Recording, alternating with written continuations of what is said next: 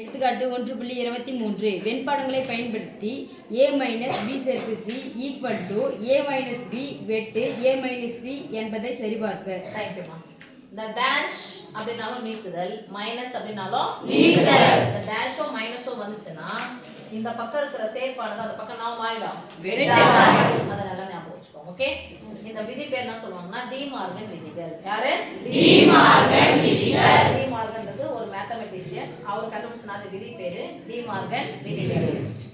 a - b சேர்ப்பு c bracket நாம என்னது? பொதுவானது. a மைனஸ் ஆனது b க்கு சொந்தம், c க்கு சொந்தம். அப்ப a - b a - c இந்த சேர்ப்புனா வந்து அந்த மைனஸோ டேஷோ வந்துச்சுனா வந்துரும் வெட்டு. ஓகேவா? Yes miss. வெண்படம் மூலம் சொல்லிருக்காங்க. மூன்று கணக்கெல்லாம் வரையறோம். மூணு வட்டம் வரையலாமா? S miss.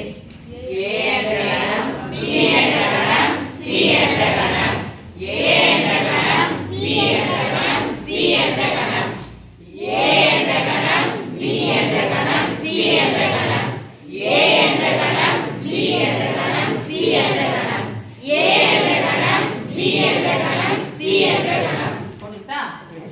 a b c a b c a b c a b c a b c. Okay, சரி பார்க்க சொல்லிருக்காங்க. சோ லெஃப்ட் சைடு நம்ம எடுக்க போறோம். லெஃப்ட் சைடு ஃபர்ஸ்ட் யார் எடுக்கணும்? பிராக்கெட் b சேர்ப்பு c. லெஃப்ட் சைடு ஃபுல்லா a - b சேர்ப்பு c. Right side bracket a - b. Right side bracket a - c. Right side ஃபுல்லா a - b வெட்டு a - c. Okay, yes miss. b ஐயும் c ஐயும் சேர்க்கணும். சேர்த்தலாமா? Yes miss. இதான் b, இதான் c. இந்த ரெண்டு வட்டத்தையும் சேர்க்க போறோம். Okay, yes miss. இந்த b சேர்ப்பு c எதை வந்து நீக்கணும்? அப்ப எதை தான் ஃபர்ஸ்ட் வரல வைக்கணும்? எதை நேரே எடுக்கிறோம்? a க்கு சொந்தமான இடத்துல இந்த மூணு நேரே எடுக்கிறோம்ல? Yes miss. எது? வரப்ப விட்டுடு, மத்தத நேரே எடு. மத்த உறுப்பு எடுத்து எழுதுவோம் இல்லையா? Yes miss. அதே மாதிரி தான். படம் 1. படம் 1.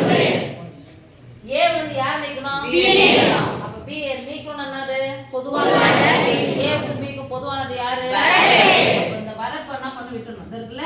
S miss. இந்த வரப்பை விட்டுட்டு இங்க போடணும். இங்க வரணும். c க்கு வரணும். c பத்தி சொல்லல. Okay, yes miss. அடுத்து a வந்து யார் நீக்கணும்? c நீக்கணும். c நீக்கணும் என்னது? பொதுவானது. அப்ப ரெண்டு பேருக்கும் a க்கு c க்கு பொதுவானது யாரு? a க்கு c க்கு பொதுவானது யாரு? வரப்பு.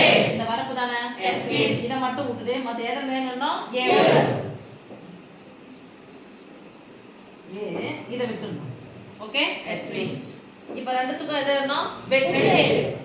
இங்க பார்த்தா a ஃபுல்லான்னு பார்த்தா இல்ல. இந்த இடத்துல நேட்டுக்கறாங்க. இங்க போய் பார்க்க இங்க நேடு இல்ல. இங்க காலியா இருக்குங்க. அப்ப ரெண்டுத்துமே என்ன பண்ணணும்? நம்ம வெட்டணும். அப்ப என்ன சமய அர்த்தம்? பொதுவானது அது a வந்து b கழிச்சிட்டா வரப்ப கழிச்சிட்டா, a வந்து c கழிச்சிட்டா a க்கு c கான வரப்ப கழிச்சிட்டா. அப்ப b கான வரப்பு போச்சு, c கான வரப்பும் போயிடுச்சு. யார் மட்டும் அப்பனா இது a மட்டும். அப்போ நல்லா தெரிஞ்சுக்கோ, a - b வெட்டு a - c a மட்டும். ஓகேவா? Yes miss. அப்ப a மட்டும் போட்டுடலாமா? Yes miss. வரப்பெல்லாம் விட்டு என் நலம் மட்டும் தான், அவ்வளவுதான். இது நலத்துக்கு மட்டும் தான். வரப்பெல்லாம் சொந்த கொண்டாட முடியாதுல்ல? படம் 2 ரெண்டு ஒண்ணா வந்து பாருங்க. Yes miss. அப்போ from 1 and 2 against proof.